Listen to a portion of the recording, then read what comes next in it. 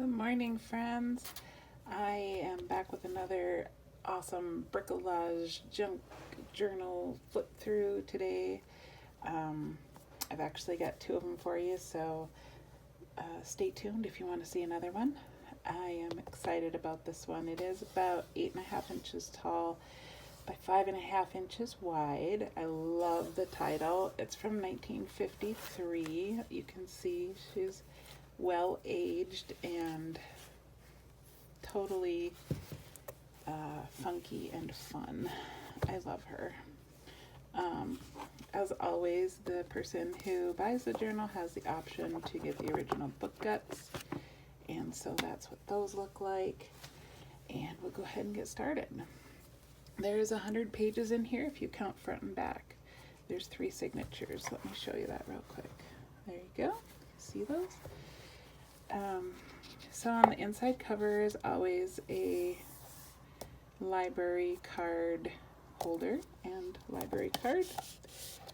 And this is a journaling card. It's very large, but I thought it was super cute because of the title of the book, and it looks like, I can't tell exactly if they're waking up or going to bed, but I thought it was adorable anyway.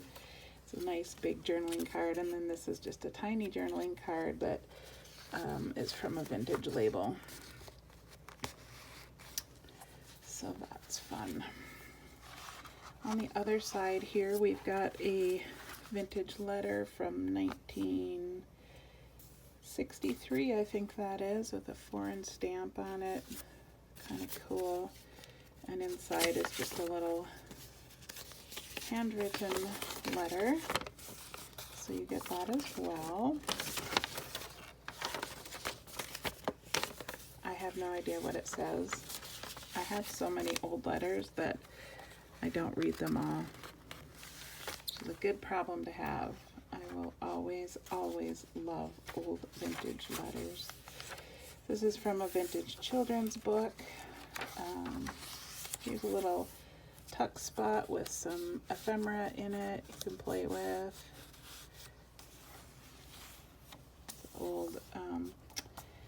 Old butterfly book. And this is a little belly band with some goodies tucked in here, and a vintage photograph, some old advertising, and a little piece of Tim Holtz ephemera there. And go ahead and flip that. Got some vintage seam binding on the edge of this page.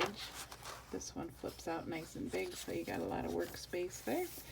I left the ties from the signatures long so that if you want to tie something to them, you can, but you can certainly just clip those short if that's not your thing. I like to allow options for you to make it however you like it. Here's a little flip of fabric, and I've gessoed this one, so it makes a fun surface to paint on.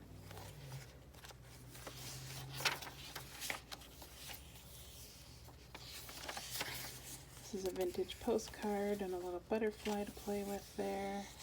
This is some vintage writing on notebook paper, and this is the paper clip that has tuck spots in it with a couple goodies there. More of that seam binding.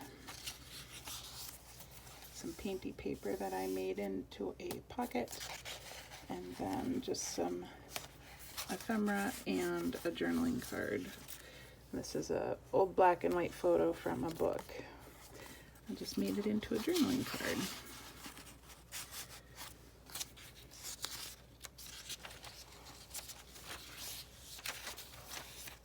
This is from a vintage crochet pattern thing. And this is from a vintage yearbook. And this is from a vintage type, like a font, different font book. I can't remember what the exact name of it is, but I thought it was cool anyway. Here's my signature tag. You get one of those and a vintage bingo card. It's a little flippy there. This is from a vintage pattern cover. Some journaling cards. A couple more journaling cards.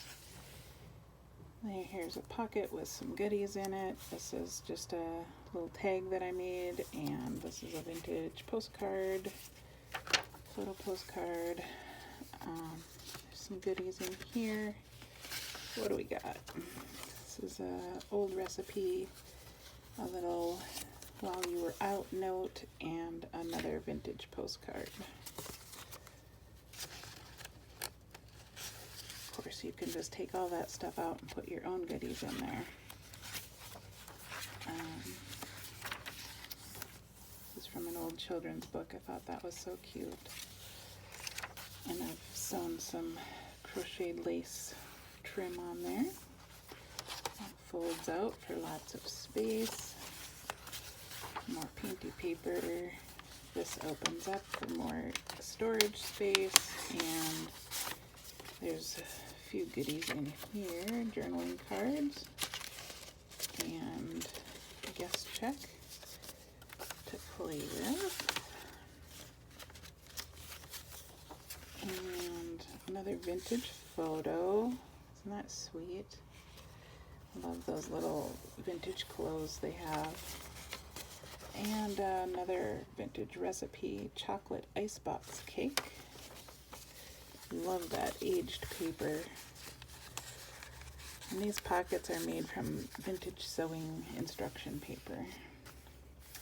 You get an old time card and a tag that I made, and an index card that I typed on and inked the edges. Great for journaling. And then the back has a vintage photograph as well.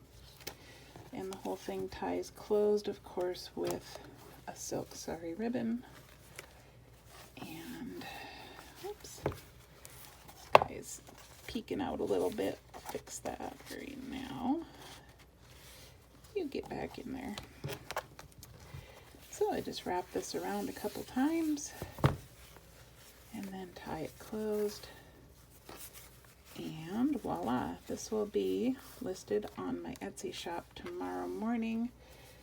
That is Friday morning around 7 a.m. Arizona time. So if you're interested, that's where you can find it. Thanks for watching.